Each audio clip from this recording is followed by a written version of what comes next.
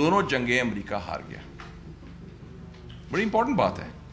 दोनों ताकत का इस्तेमाल, 2 मिनी जंगें हुई मशरकी वस्ता में, इजराइल ने की, एक लबनान के खिलाफ, एक फ़लस्तीन के खिलाफ। दोनों जंगों में वो कामयाब नहीं हुए। अब ज़माना तब्दील हो चुका है, लोगों में शऊर आ चुका है। ताकत का इस्तेमाल आइंदा रास्ता नहीं है। आपको गुफ्तगू करनी पड़ेगी, आपको साथ लेके चलना पड़ेगा।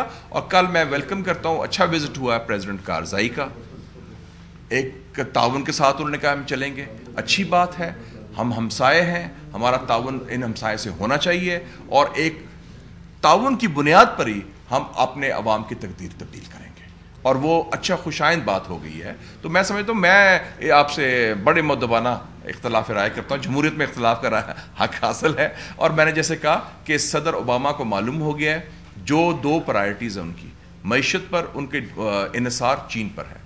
800 अरब का कर्जा अमेरिका ने चीन से लिया है हालात। और मैंने ये भी अपनी गुफ्तगू में कहा कि जो बैलेंस ऑफ पावर है, ताकत का तवाज़न है, वो मगरिब से मशरक़ की तरफ शिफ्ट हो रहा है। The centre of gravity is shifting from the west to the east. Asia जा रहा है। एशिया, ये 21वीं सदी एशियन सदी है और एशियन सदी में किसका कलीदी किरदार है? चीन का। और चीन का बेस्ट फ्रेंड कौन है? पाकिस्तान। तो हम इस 21वीं सदी में जो उभरता हुआ एशिया है उसमें हम शामिल हैं और हम इंशाल्लाह हमारा रोल पॉजिटिव है। और बाकी हमारे लोगों में बड़ी जान है। आप देखें, हमारे, आप खुद देख लें, सबसे आज़ाद मीडिया मुस्लिम वर्ल्ड का पाकिस्तान के अंदर है, सबसे आज़ाद अदलिया मुस्लिम वर्ल्ड का पाकिस्तान के अंदर है, सबसे active dynamic civil society Pakistan के अंदर है।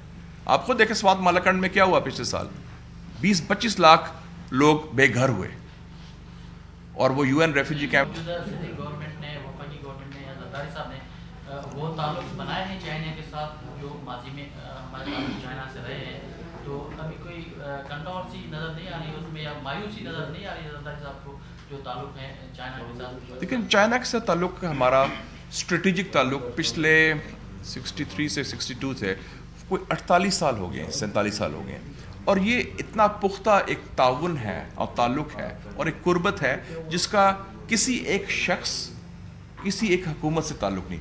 चाइना एक इशू है पाकिस्तान की सियासत में, पाकिस्तान के माशरे में, जिसमें सबकी मुकम्मल इत्तफाक राय है, चाहे मजहबी जमातें हों, चाहे सेकुलर जमातें हों, चाहे हुकूमती जमातें हों, चाहे हिज़्ब इख्तलाफ हो। ये खुशाइंद बात है कि इस इशू पर पाकिस्तान के अंदर एक कंप्लीट कंसेंसस, मैं कहूँगा यूनिनिमिटी ऑफ ओपिनियन मिलता है हमें। तो ये खुशाइंद बात है। बाकी ताल्लुकात के नेचर की है, जो भी हुकूमत हो उनको वो करनी पड़ेगी उस्तवार और इंशाल्लाह वो हो रही है। और उसमें देखें, अब ये इसमें जो इस महफिल में लोग बैठे हैं कोई हुकूमती महफिल नुमाइंदा नहीं है, लेकिन ये खुद वॉलंटरीली आए हैं, इन्होंने तजवीज़ दी हैं, इन्होंने बातें की हैं सारी कि कैसे इसको किया जाए। तो इसका मतलब है लोगों की अपनी ख्वाहिश है, हमारे अवाम की, अवाम के नुमाइंदों की, चाहे वो बिजनेस लीडर्स हों, चाहे एजुकेशनिस्ट हों, चाहे दानिश्वर हों, चाहे मेडिकल डॉक्टर्स हों। तो ये मैं समझता हूँ एक खुशाइंद बात है। शायद साहब आपने बात की कि सियासी माहौल तब्दील हो रहा है, अवामी माहौल के हवाले से थोड़ा सा बताइएगा। अवाम, मैं जियो पॉलिटिक्स की बात कर रहा था आज 50 के करीब लाहौर में मारे गए हैं दहशतगर्द कि इस वक्त ज़रूरत है कि पाकिस्तान के अंदर एक इफ़ेक्टिव काउंटर टेरर स्ट्रेटजी तैयार की जाए। जो हमारे रवायती लॉ इन्फोर्समेंट इदारे हैं, कानून नाफिज करने वाले इदारे हैं, वो इस मौजूदा जो एक चैलेंज कह लें, थ्रेट कह लें, उसको मुकाबला करने में वो नाकाम है।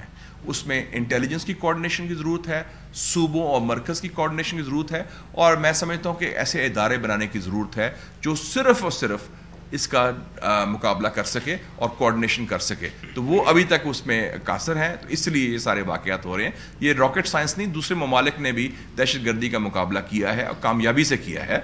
आपके यहाँ श्रीलंका की मिसाल है, 3rd वर्ल्ड का मुल्क है, नेबर है, उन्होंने सबसे बड़ी दहशतगर्द तंजीम थी जनूबी एशिया की पूरी, जो खुदकुश हमलावर की बुनियाद रखी थी, तामिल टाइगर्स, उन्होंने उनको मुकाबला कर लिया कामयाबी के साथ। तो ये और ममालिक भी कर रहे हैं। तो उसमें पाकिस्तान को ज़रा थोड़ी सी हुकूमत को चाहिए कि ज़रा ज़्यादा चुस्ती दिखाए और ज़्यादा इफेक्टिवनेस करे।